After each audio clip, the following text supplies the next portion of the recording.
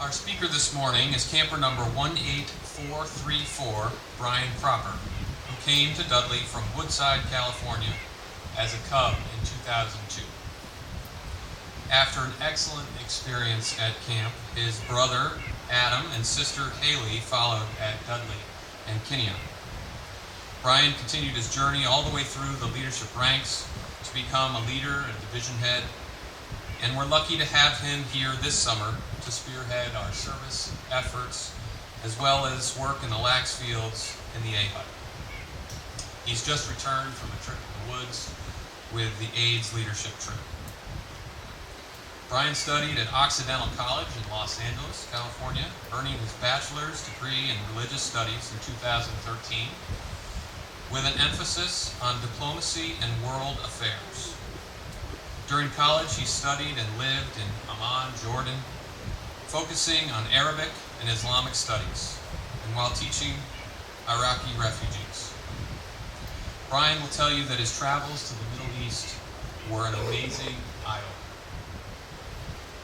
Following graduation, Brian entered the Harvard Divinity School in Cambridge, Mass., earning a Master's of Theological Studies in Comparative and Historical Study of Religion.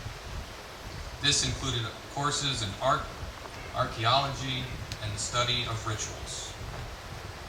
At Harvard, he was a researcher for the Pluralism Project and a co-founder of the Religious Literacy and Dialogue program.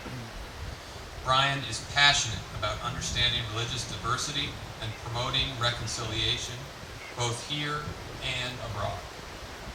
And in September, he'll return home to teach history and religious studies at the Nueva School in San Mateo, California. Brian played club lacrosse at Occidental. I'm told that he's fiercely competitive when it comes to the trivia contest here this summer. Serious bicyclist who plans on commuting 10 miles each way to work next year. But more than all that, Brian's a good friend to many here at Camp Dudley, and we're lucky to have him here this morning. Please join me in welcoming camper number 18434, Brian Cropper.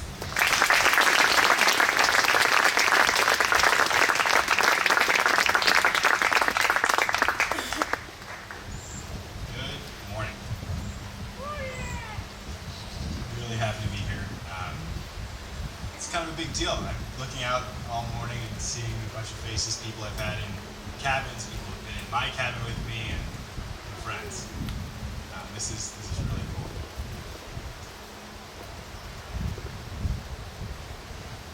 For those of you who know me, you know that I have a lot to say. That is, I often feel the need to be the one with the answer. Even more than that, I want to be the one with the right answer. Some of you may be able to bite your tongues, but when there's a question, I'm always the first one with a hand in the air. And if I'm being real, I don't think it's my need to know that's a problem, but it's actually my need to be correct. I am notorious and obnoxious about being correct. I tell myself that it's about integrity. Being correct is doing good, and doing good is good, right? But as a matter of fact, it's kind of about pride. It feels good to know stuff, and it feels good when I tackle a big question. But sometimes my pride gets the best of me, and my impulse to raise my hand comes faster than the answer itself. I'm sure this has happened to some of you.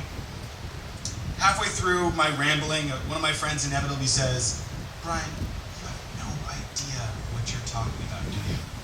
And I say yes and usually move on, or try to. But I definitely feel a pressure always to have an answer. However, I'm here today to tell you and myself, all of us, that we don't have to know. In fact, this summer, I'm working on coming to terms with the fact that I can learn from my uncertainty. In today's scripture readings, we heard stories from two pretty incredible people who didn't know. Specifically, they didn't know in the bookish sense. Moses is one of the most influential people in the Jewish tradition, one of the greatest religious figures in history. In Exodus, God asks Moses to deliver a message to his tribe, the Israelites. But his story doesn't begin with a triumphant rise to power. In fact, it's kind of the opposite. As we heard, Moses initially refused. He complains he doesn't know what to say, and even if he knew what to say, he has trouble with words. He literally has trouble speaking. Scholars say that he was slow of tongue. Moses begs God, please send somebody else. You can imagine that answer wouldn't really fly to your teacher in a classroom today.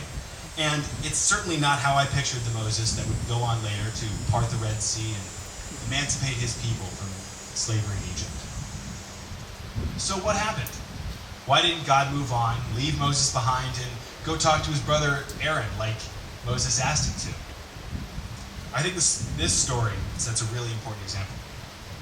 Moses may not have been the most eloquent, but he eventually admitted that he wasn't going to be able to go it alone. Acknowledging that he needed help, Moses put his trust in something bigger than himself. He opened himself to a new experience, not possible if he only relied on what he knew. Moses' example doesn't stand alone. In the Quranic passage that Noah read, that was awesome, Noah, thank you. I hope you heard some similarities. They're not accidental. Because Muslims consider the Torah and the Bible to be a part of their tradition as well, Moses' example carries a lot of weight in Islam.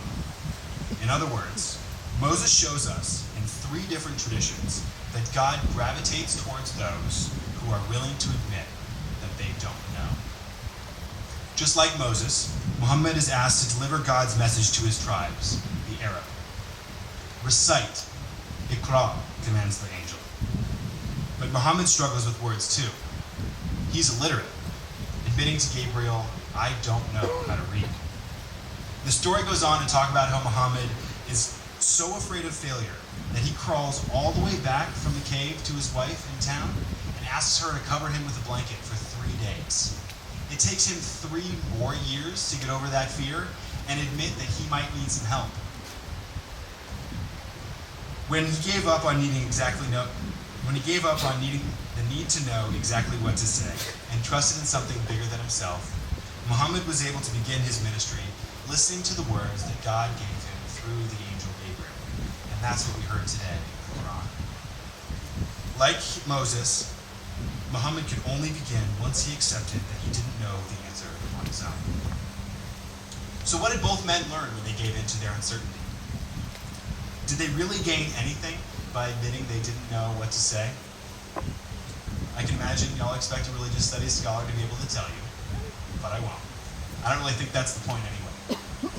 I'm not sure that's the point anyway. The example set by Moses and Muhammad shows me that greatness doesn't begin with knowledge. It begins with uncertainty. And that's hard for me to wrap my head around. By admitting that they didn't know, both men trusted that with time, they would learn the words to say. It was only when they saw their lack of knowledge as an opportunity that they began the lives that we tell stories about. And it's that I find exciting about the example they set.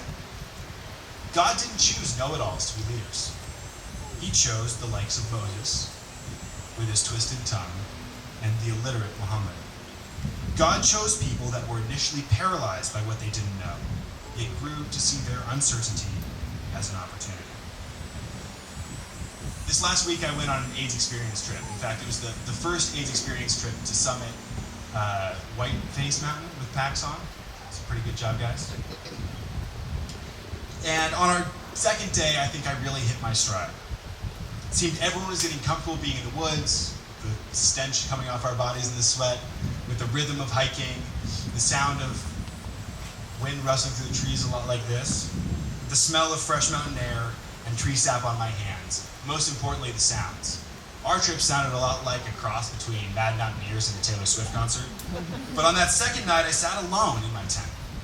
And no sooner had I laid down my head when I noticed a whole different kind of concert. Without the wonderful voices of those dudes on my trip, I heard sounds I'd been missing all day. And they'd been there all along. Just as I thought I knew the lay of the land, from inside my tent, I could hear everything. And to be honest, it was a little overwhelming.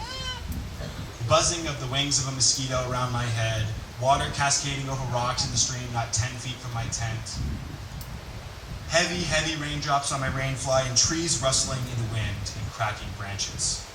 Inside my tent, all of these sounds were amplified. louder than they had been just moments ago when I was outside. After being surrounded by familiar sounds all day, I couldn't tease out where anything was coming from, and my ears yanked my head in every direction looking for the answer. I couldn't help but laugh a little bit when I realized what I was doing. I'd worked myself up into a frenzy when all I really needed to do was think about this sermon, start writing it, and realize that I didn't have to know. I wasn't going to figure out where all these sounds were coming from. All I could do was listen. So, admitting that I didn't know and wasn't going to know, I opened my ears, put my head down, and listened to what turned out to be a beautiful little rainstorm as I fell asleep. Thinking about this message over the past few weeks, I struggled with the conclusion. I couldn't figure out how to sum up a message about uncertainty. But after that night in my tent, I woke up with the most freeing realization. You don't have to know what gifts not knowing will bring you. You don't have to know what gifts not knowing will bring you. The gifts of uncertainty are endless. There's no telling what experiences will arise when you take time to think outside of yourself. When I was focused on sorting out every little noise I heard from inside my tent, it was all-consuming. I was nervous, I got a little scared, but taking a deep breath, pulling myself out of that downward spiral with the reminder, you don't have to know, gave me the chance to listen to the forest on its own terms. Just to listen. I was no longer focusing on what was happening to me or what I didn't understand. I was able to use the time I had to appreciate the fact that I got to spend the night in a new place, listening to sounds that I often shield myself from with walls and a roof and a big comfy mattress. Sometime soon, you might catch yourself feeling the need to be the one with the answer, to be the first one to speak up or to be the man with the plan. But you can give yourself no greater gift than freedom from certainty. It's been difficult for me to break my impulse to always need to know. It's hard to be vulnerable and remain open to possibilities, especially when I'm in a routine. But reminding myself that I don't have to know gives me time to enjoy places like this and people like you, and that feels pretty